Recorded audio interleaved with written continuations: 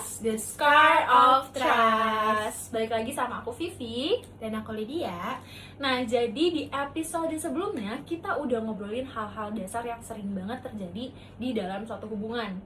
Mulai dari gimana sih kita milih pasangan, terus gimana awal pernikahan itu menjadi proses penyesuaian, dan gimana fase punya anak itu bisa jadi plot twist terbesar di dalam hubungan sebuah individu. Betul banget, kita juga udah bahas soal mate selection, attraction, sampai realita kok menikah hidup bersama tuh beda banget ya sama kayak masa pacaran gitu. Nah sekarang kita bakal masuk ke sisi yang lebih sensitif nih Vi. Bener banget sih, mungkin kalian yang di rumah yang lagi nonton juga pernah lihat atau pernah dengar ada perempuan sukses, mandiri, karirnya bagus, terus udah punya pasangan dan terkenal couple goals, dan juga ternyata udah menikah dan punya anak-anak yang lucu, tapi ternyata kehidupan yang kita lihat di luaran itu tidak sebaik kehidupan di dalamnya gitu. Iya ya, yang dari luarnya tuh kayak keluarga harmonis, family goals, tapi ternyata boom, salah satu dari mereka mencari kenyamanan dari orang lain. Bener banget, dan itu bukan terjadi hanya di public figure ya. Sekarang banyak banget pasangan yang juga merasakan hal tersebut gitu. Jadi pertanyaannya itu kenapa sih hati bisa mulai drift dari yang awalnya sama-sama saling cinta? Episode ini bukan buat ngejudge atau menyudutkan pihak manapun ya, tapi lebih untuk mengajak melihat dari hubungan dari bagaimana tekanan hidup, ekspektasi sosial, dinamika peran, dan kebutuhan emosional yang tidak terpenuhi itu bisa pelan-pelan menggeser perasaan seseorang. Bener banget, jadi di podcast ini kita tuh nggak hanya cuman bahas dari pengalaman atau opini saja. Kita akan melihat semuanya dari perspektif dan teori-teori psikologi yang sudah kita pelajari sebagai mahasiswa psikologi.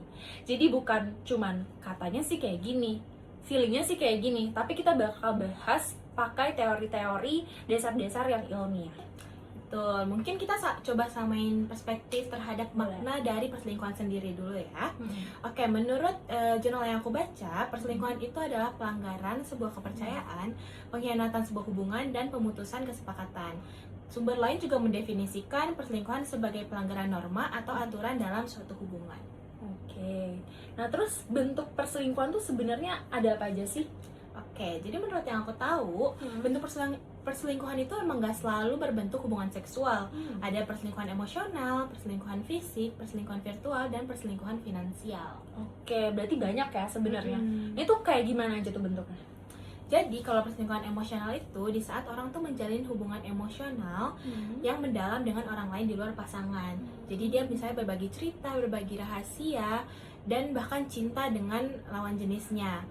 Terus perselingkuhan fisik itu saat orang terlibat dengan hubungan seksual dengan orang lain. Sedangkan perselingkuhan virtual itu terjadi melalui media sosial atau aplikasi. Dan yang terakhir perselingkuhan finansial itu saat menyembunyikan pengeluaran atau memberikan bantuan finansial ke orang lain di luar pengetahuan pasangannya sendiri. Oke, berarti memang bener ya, enggak mungkin orang-orang awam melihatnya kayak perselingkuhan itu tentang kayak seksualnya aja gitu, tapi ternyata banyak gitu ya bentuknya. Betul. Nah terus gimana kalau misalnya perselingkuhan tersebut terjadi ketika udah punya anak? Apakah fase perselingkuhan itu lebih rawan kah ketika di fase punya anak atau seperti apa? Yap, seperti yang udah dibahas di episode sebelumnya, kalau punya anak itu kayak ngeriset ulang hubungan gitu. Jadi termasuk kebutuhan emosional dan lain-lain. Attraction pada pasangan itu nggak hilang ketika punya anak, namun bentuknya berubah. Oke, berarti kalau misalnya kita lihat dari sisi gendernya nih, pada fase yang baru punya anak gitu, laki-laki itu sering merasa tanggung jawabnya itu naik, lalu juga tuntutan kerja semakin berat dan kurangnya pengakuan dari pasangan. Ditambah lagi standar di masyarakat yang dimana laki-laki itu harus kuat, harus sebagai kepala keluarga yang harus selalu punya solusi dalam permasalahan keluarganya gitu. Nah hal-hal ini yang kadang bikin laki-laki tuh ngerasa useless gitu.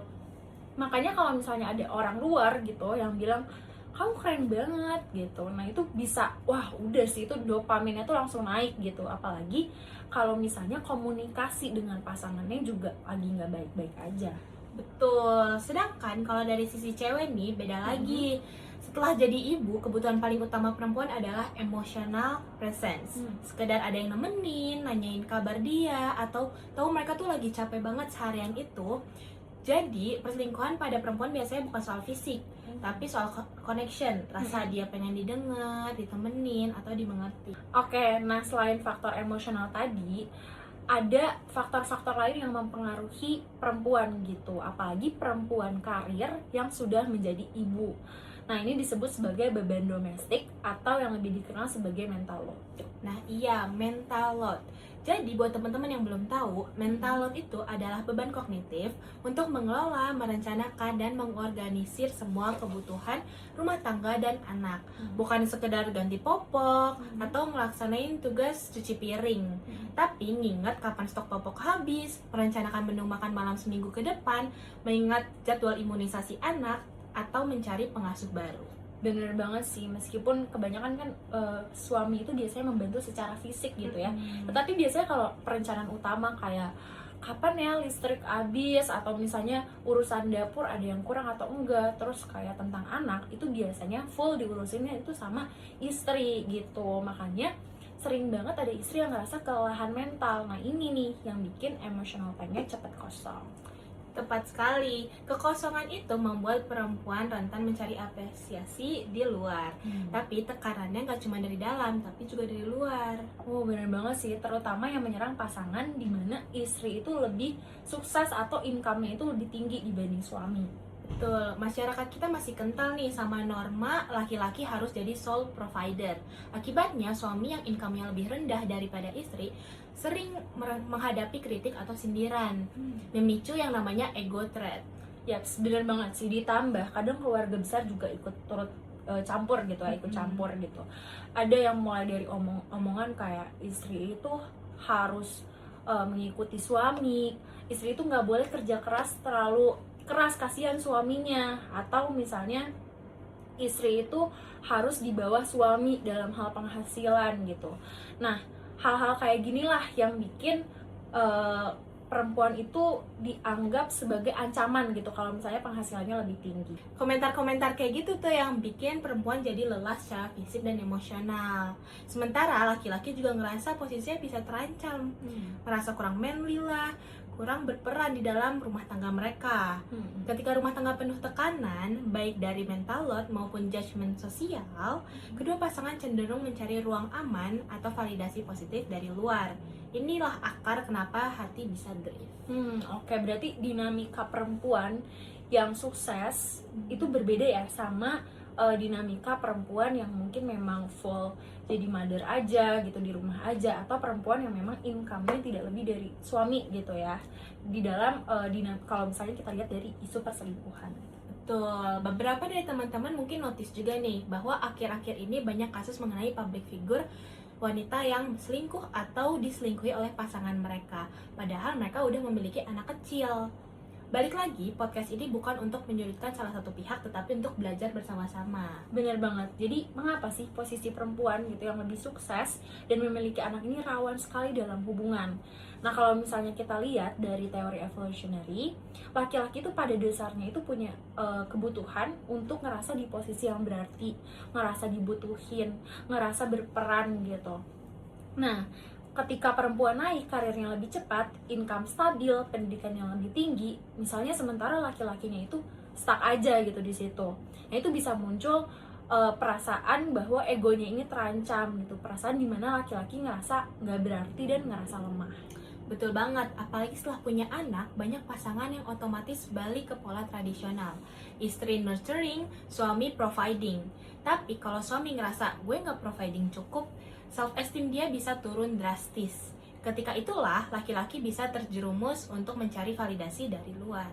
Nah itu kan kalau dari sisi laki-laki ya. Tapi kalau misalnya kita lihat dari sisi perempuan yang lebih sukses, nah perempuan sukses yang selingkuh kadang karena kurangnya validasi emosional dari pasangannya atau suaminya gitu. Lalu ditambah juga tekanan sehari-hari tinggi karena harus mengurus rumah, mengurus anak, juga mengurus pekerjaan. Ditambah stigma dari masyarakat yang memang perempuan itu harusnya di rumah gitu. Hal-hal itulah yang akhirnya bikin mereka mencari orang yang dapat memberikan perhatian, apresiasi, dan validasi. Jadi kalau kita hubungin ke konteks hubungan nyata nih, terutama setelah punya anak, teori ini makin relevan. laki-laki atau perempuan yang merasa kurang dihargai di rumah, misal suami ngerasa nggak providing cukup atau istri sukses tanpa dapat validasi emosional, cenderung lebih peka sama sinyal dari luar yang bikin mereka merasa dihargai. Oke, bener banget sih. Dan jujur aja nih, di era digital kayak gini, balik lagi ke era digital, dating apps atau media sosial itu bisa mempermudah seseorang untuk mencari validasi secara instan. Betul banget, sesimpel banyak match, DM masuk, likes meningkat, hal kayak gini tuh bisa bikin persepsi mereka ngerasa diinginkan gitu.